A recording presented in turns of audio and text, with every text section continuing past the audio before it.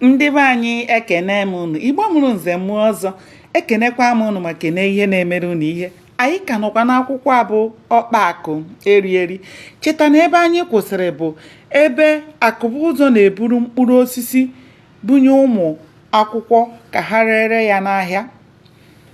Ọrụ ụmụ akwụkwọ na-arụrụ ya na klaasị na-ewe ndị nkụzi iwe n'ihi na mgbe ụfọdụ n'oge akwụkwọ ọ na-asị onye nkụzi ọbụla klaasị ya nwere ọrụ n'ugbo ya chịrị ha gawa hụ na ha rụrụ ọrụ ahụ nke ọma. Ụbọchị ụmụ akwụkwọ kpatara nkụ, Akụbụzọ ekee ya ụzọ abụọ, bunye ndị nkụzi buru otu, bunye ndị nkụzi asaa nke ọzọ, ndị nkụzi asaa ọkara fọdụrụ na ha. Otu a ka ọ na-eme kwa ụbọchị. Ha chutere mmiri. Ndị nkụzi na-ewere ya iwe.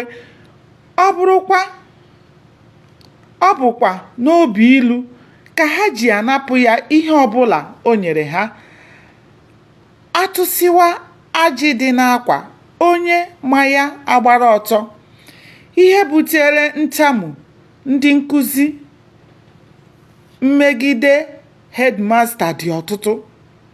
A ga-aga ole ghara ole, ndị nkụzi were Akụbụzọ dịka onye nganga n'ihi na ọ na-akpụ asụsụ Latin n'ọnụ mgbe niile, ebe ọ matara na ọ dịghị onye na-aghọta ya.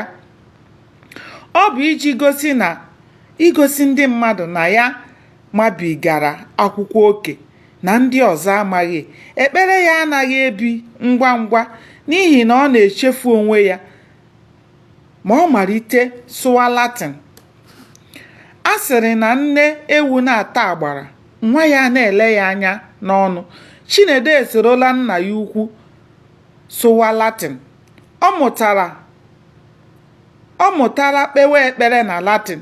Mgbe ụfọdụ ụmụntakịrị ibe ya sụọrọ ya Igbo ma ọ bụ Bekee, o bido sụwara ha asụsụ Latin. Otu a ka Ụzọma si emekwa. Ọ na-asụ Latin ọ mụtara, ha na-asụ Latin ha mụtara n'ọnụ nna ha ukwu mgbe niile. Ndị nkụzi kpebiri n'onwe ha na ọ bụ nganga tinyere Akụbụzọ na ụmụ odibo ya na agwa ọjọọ dị otu a mere ha ji asụ asụsụ Latin ndị ọzọ anaghị anụ.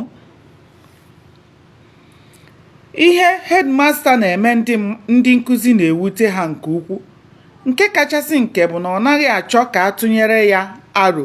Ihe ọbụla o kwuru bụ otu ọ chọrọ ka o si dị. Otu ahụ ka o sikwa eti iwu tigide ndị nkụzi. Gbanịa na-esonyere m ka anyị chọpụta ihe mere n'ime akwụkwọ a. Ndewonu, ka o mesịa.